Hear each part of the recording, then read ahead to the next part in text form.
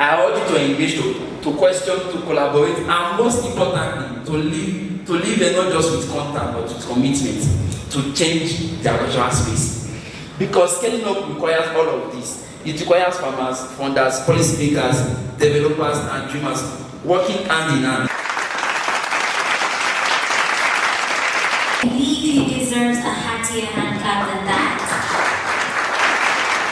Were you not inspired by his message that let the ideas come out of the lab, let them come out of your bedroom? Sometimes you wake up in the middle of the night, you jot something down, let that idea come out. From the restaurant, whether you had a tea or a coffee, let it come to life. And I hope you are inspired by that conversation. And he did mention something about scaling up in Africa. And here we are to learn, here we are to connect, here we are to see our next opportunity. And there are those who've gone ahead of us, those who've done it before. And we are going to call up someone whose journey I believe I've gotten to experience and had a front row seat. This is someone I admire, someone I also consider a friend as well. And so, about connecting. So, this is what this event is about, Agritech Connect. So when you connect and you make lasting connections, you get to learn and you get to grow. And so, ladies and gentlemen, I would like to call upon Jehiel Oliver. He is the founder of Hello Tractor. I'm sure most of you, if not all of you, have heard of it. And he will be taking us through the session on lessons from scaling in Africa. He started in Nigeria and Kenya, he's in Rwanda, he's in other countries. So I do not want to give a spoiler alert to his presentation. And so let's put our hands together for Jehiel Oliver. Thanks, Amanda.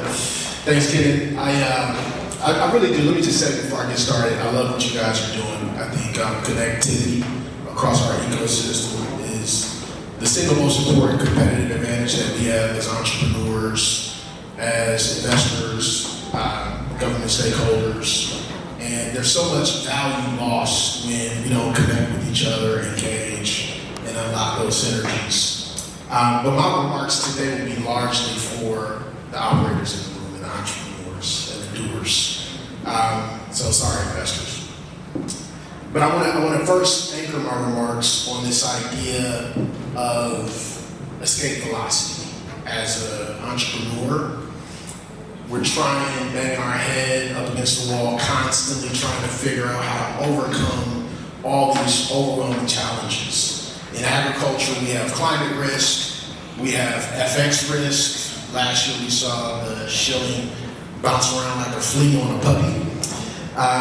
We have interest rate risks, and then of course, everybody is tied to commodities, so we have price risk. And these are all, I kind of think of them as kind of strengthening that gravitational pull for entrepreneurs to generate enough inertia to exit that black hole and reach the kind of impact. We had high interest rates. The Chewbacca girls just got kidnapped, so we had some civil unrest in the country. And this is all kind of gravitational pull as an entrepreneur, pulling you back, limiting progress. And if you can't generate enough energy, you're done. You're bankrupt. You gotta go home.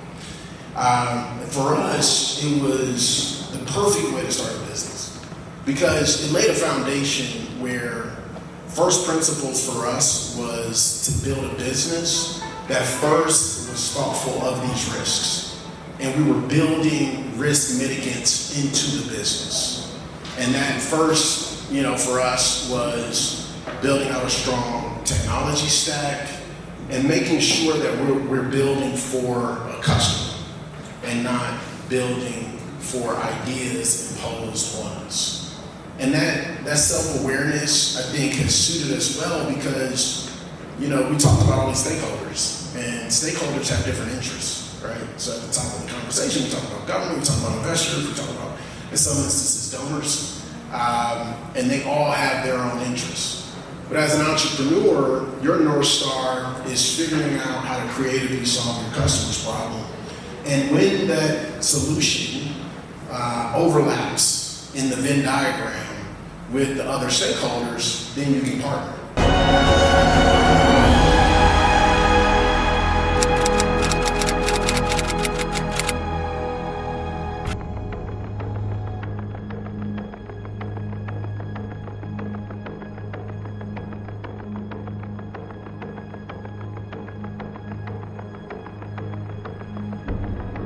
Can you guys welcome them to the stage?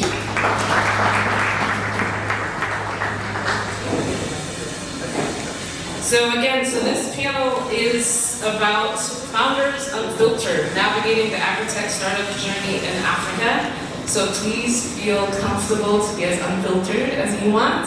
Let's be honest with this audience. And we are going to leave plenty of time for questions from the audience, so get your questions ready, and don't be shy, please. So today's conversation is about the real work of building innovation and innovative agri-tech businesses across Africa. Our panelists are focused on specific parts of the supply chain, and we'll explore why they chose to build, some of the lessons learned, and some of the things that keep them inspired and motivated to continue this important work. So I'm going to turn it over first to my friend Joyce. If you can introduce yourself and introduce your company. Hi everyone, good morning. So my name is Joyce Kamanda. Happy to be here. Thank you for the host and for the invite. I'm really excited to network with each one of you. So I am a co-founder of a company by the name Safi Organics. And so what we do, we leverage on technology to decentralize small-scale fertilizer production in village-based units. So we currently are using the rice husk. We are located in Kirinyaga, Mwea.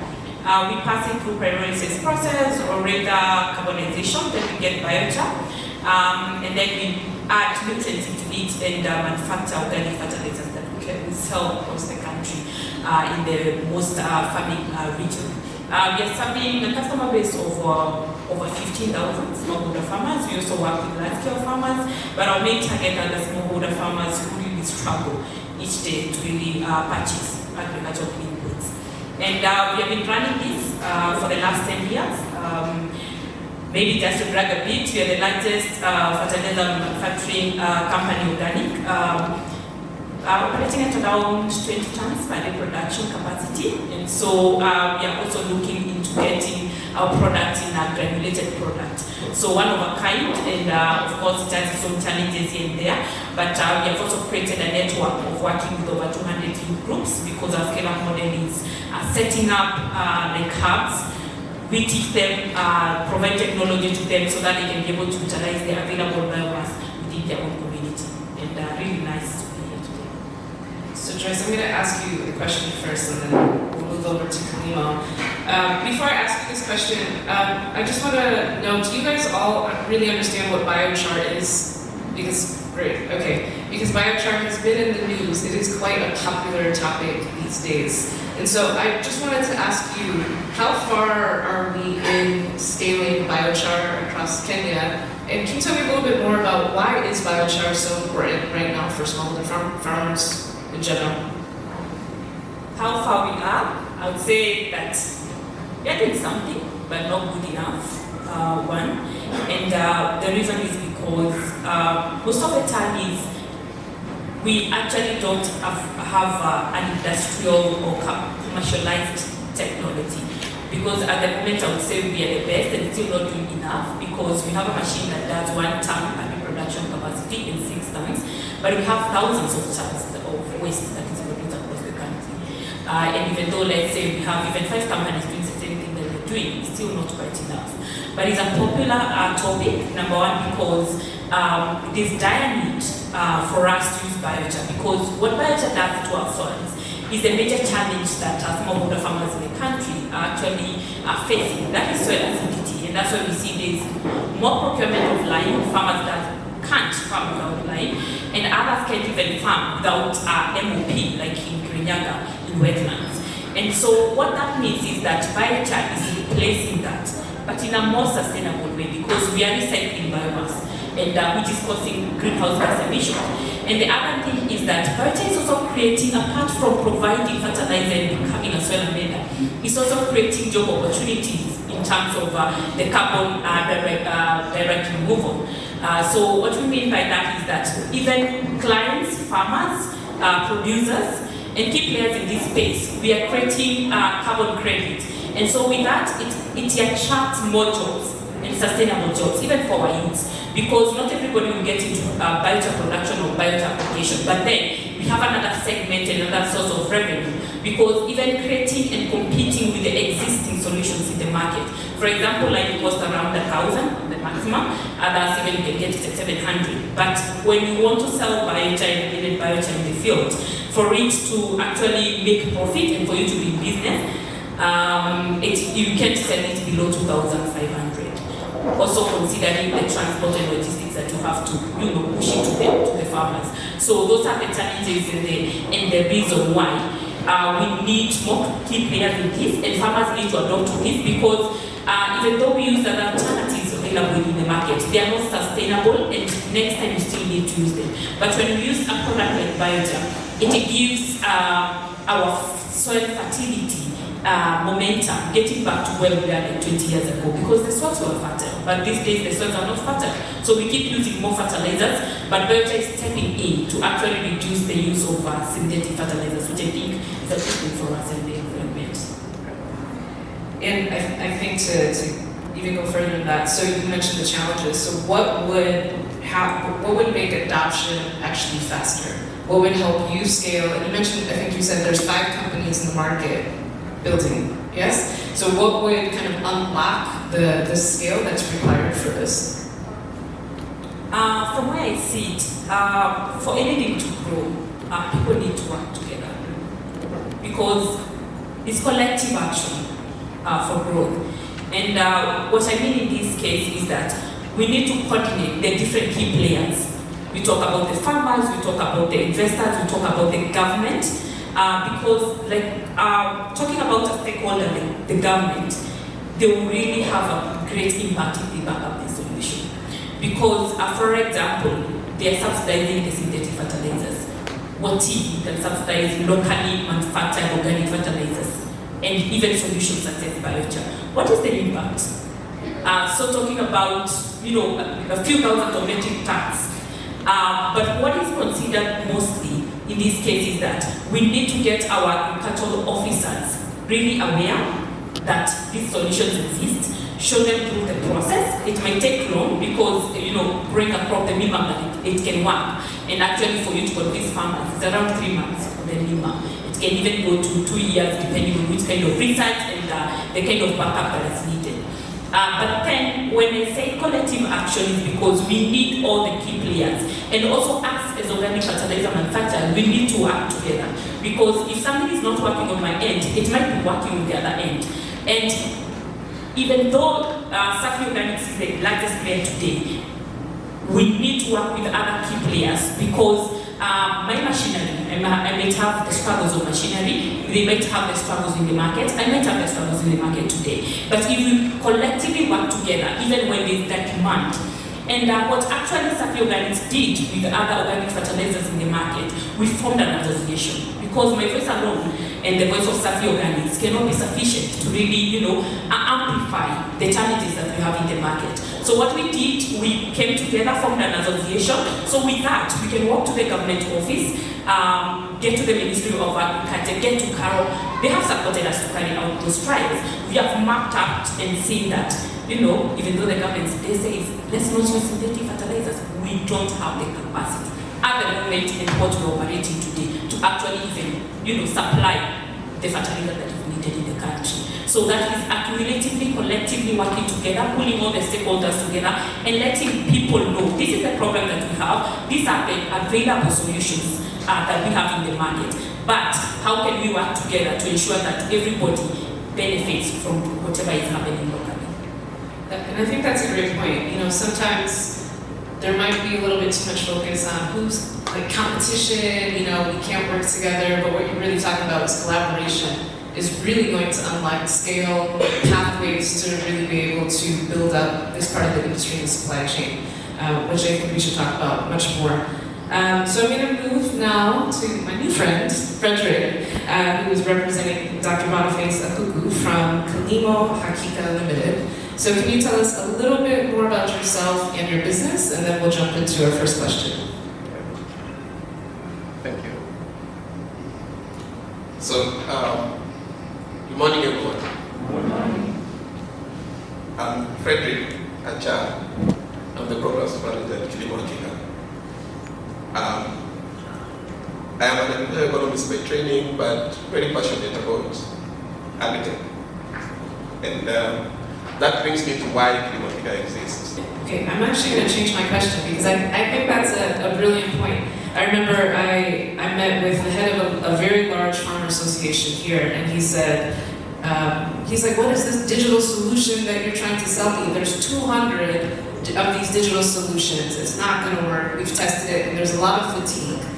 So how do you manage the balance between innovation and fatigue with the customer base? Because innovation, in its nature, oftentimes does fail. So when you mentioned that you're there to protect both the innovator and the farmers, which I think is fantastic, you're bringing this bridge. How do you do that? How do you communicate that, listen, this is a test, this is a pilot, or this is a new technology, so it may fail? Thank you. So what we do is, actually what is lacking mainly, because of the pressure, I love that, because of the pressure of the investors, everyone wants to report impact. And so you, in most cases, and I'm sorry to the innovators who are here, in most cases you want to push your innovation to the farmers, and you want to ascribe their successes to your innovation. One big problem with attribution. And so what we do is, we want to see that whatever is listed as impact from your innovation is impact from your innovation. That all things get constant, then your innovation produces that impact that you report. And what we do in that way, so we provide a space, literally a physical and a staff space, where if it's a product innovation, say for example, seed, like now we're working with Yara, we're working with Syngenta, we're working with Regen Organics on seed varieties, we're working on fertilizer variations, we're working on different products. And we're giving them extensive space, where it's physical land with infrastructural amenities, water, drip irrigation system, or an agronomist at the farm to test those things at scale. Invite farmers to come and see, question, touch, feel, and then have feedback.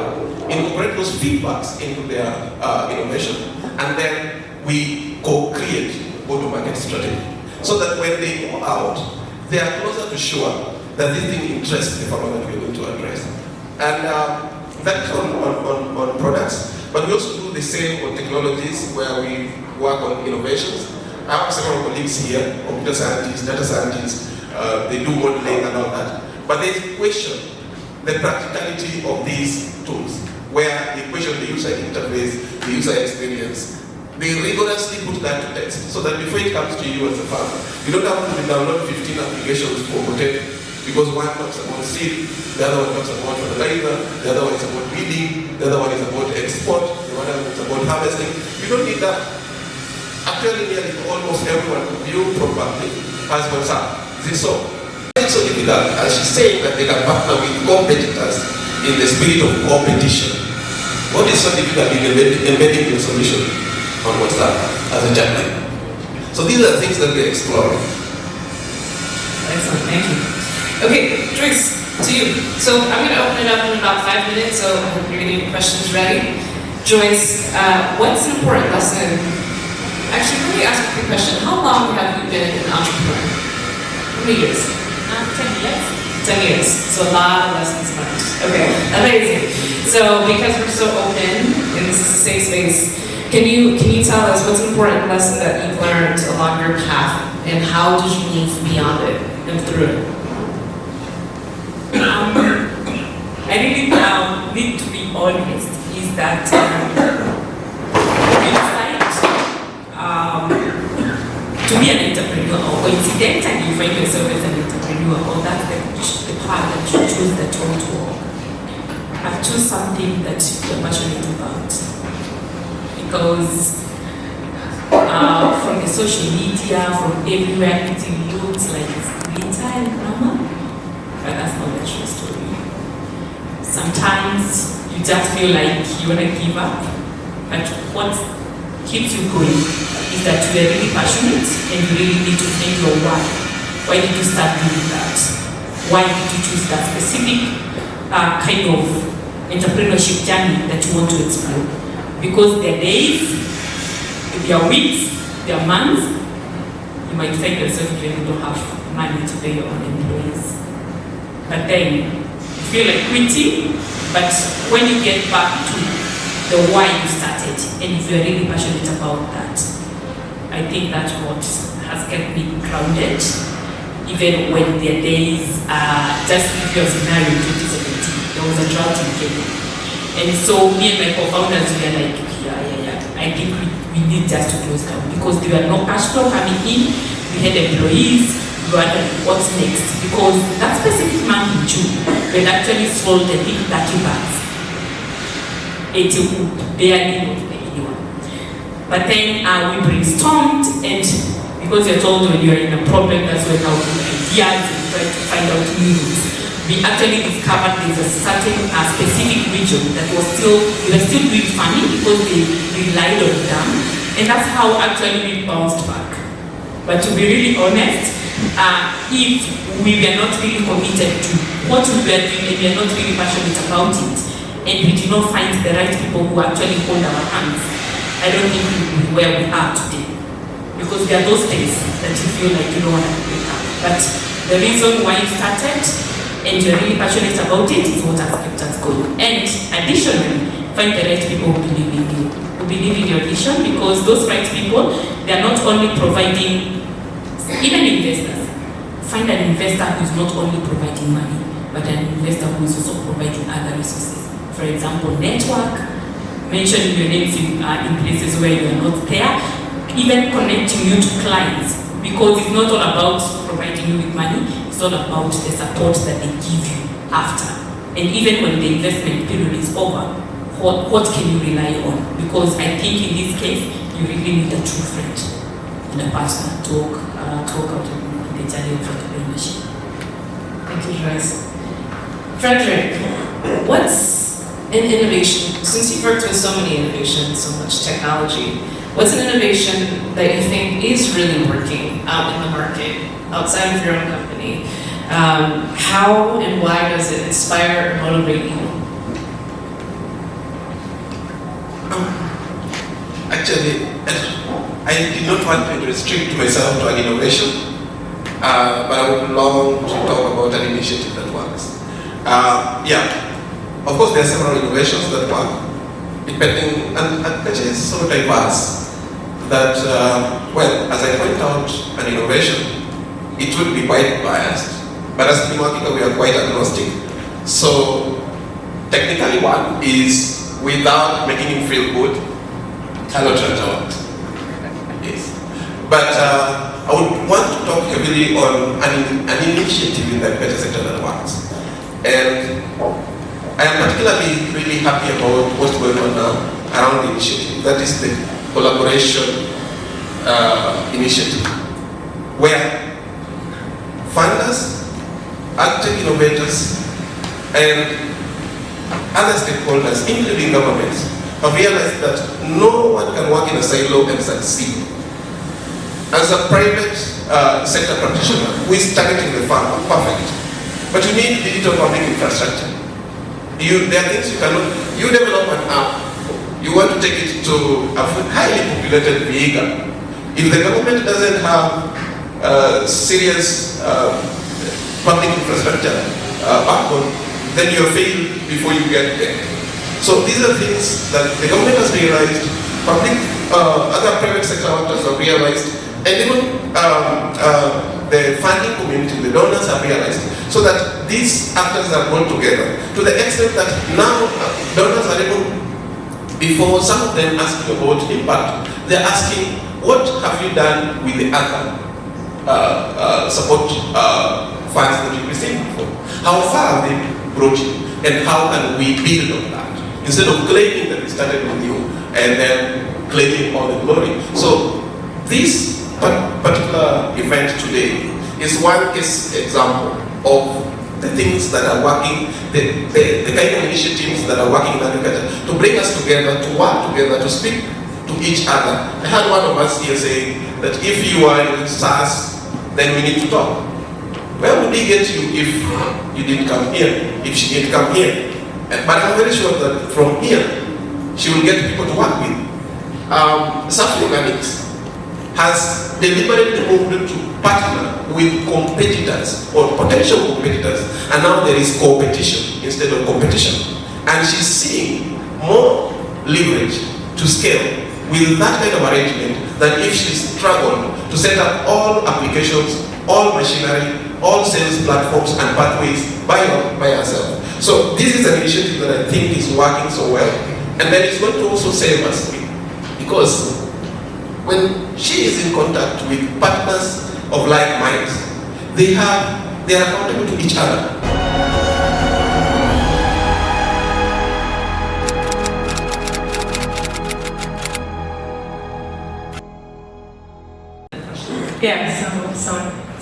Yeah, my name is Juan. So my question was to Frederick, and first of all, I would like to speak to you after, because I think there is high alignment in what you do. I would like to ask, how do you manage to balance your commitment to the clients, let's say? I don't know if they are your clients, I was thinking that these international companies that look for opportunities in East Africa and Kenya, how do you balance your commitment to them with your commitment to the farmers? So really checking this to see that you're introducing or making sure you're introducing things that work on the ground, because there is a two-way, there is some balance that needs to be maintained. Sorry. So my name is Yoram Muchemo, and I have a question for the two of you who have been leading us. And in a general way, I will say that there are more innovations that are taking place in the agtech space right now, and two of them, just talk about them there, especially the biochar innovation in organic fertilizers. So in this space of organic fertilizers and synthetic fertilizers as well, what is do we wait for them to work fast, or any agtech innovation to work fast before we introduce them to our education systems? Because currently what the learning institutions are teaching agricultural experts is about, they are teaching them about the conventional ways of doing agriculture. Should we wait for the innovations in the agtech space to work fast so that we can introduce them to our education system, or should we just integrate them, find a way to integrate them fast in the learning system? Thank you so much. Building on her comment and contribution, before I get to balancing, the reality of knowledge is that there is no one who has perfect knowledge or 100% knows it all. So in my answer to you, Joram, I think there is need to integrate the concepts, because it is the concept, from the concept that people customize to fit the actual environment. The reality is, if you were to simplify the biochar concept to a farmer in Western or in Mandela, they will find a way to integrate it into their knowledge, their traditional knowledge, so that they get a near similar product, even if you cannot get them. So why do we not integrate these concepts into our training, into our learning system already, so that they can be spread, and then more iterations, more refinements can be generated from that basic concept. So the integration should happen as soon as yesterday. And after all, they have worked elsewhere. So why not explore them here with bigger minds, more people knowing about them, and then refining the solutions with time. On balancing, I would just simply say, as I mentioned, we are agnostic. So we do not go out full throttle on promoting Hello Tractor. as a solution. But as an innovation test bed, we help innovators to iterate, test, vigorously and rigorously validate. Then they refine the solution. What we do as Kilimanjaro is that we give them feedback, both our feedback and the farmer feedback, for them to incorporate into the innovation. So when they are to go out, we give them technically an assurance that this thing will succeed or will serve its purpose 40%. If you choose to go that way and not refine or not improve, that is your own choice. Because again, the reality is they are not accountable to us. They are not responsible for telling us or giving us the information of what they want to give the farmer. But we are accountable to them in the sense that we tell them, this one we use can only do 20% of what you intended to do. One case example is a seed by a company that we tested and validated in our innovation test bed. And we grew it side by side with other varieties that have been in the market for long. And then we told them, you see, in your marketing document, you say it can produce 1 ton per acre. Under this operation you mentioned, we've done exactly that, and it is producing 200 kilograms instead of a ton. It is 80% short. They went and redid the seed. It came back 60%. So I encourage similar actions from these innovations than us saying that now we need to champion their solutions to the farmers. So we try to protect the farmers through ensuring that right information is communicated in the marketing strategy, but also that the innovator is aware of the potential performance of the innovations. To prove that something is working and have been working, and farmers are embracing that. And I also think that we have good sufficient data, both from fieldwork, from the laboratory, to showcase, because biochar is not a new concept. It existed many years ago. It's just that it's slowly getting into the space, and that's why everybody now is doing it. But then with the existing technology, we can actually adopt that into our education system, because we have mega industrialized technology in developed worlds that are doing biochar production.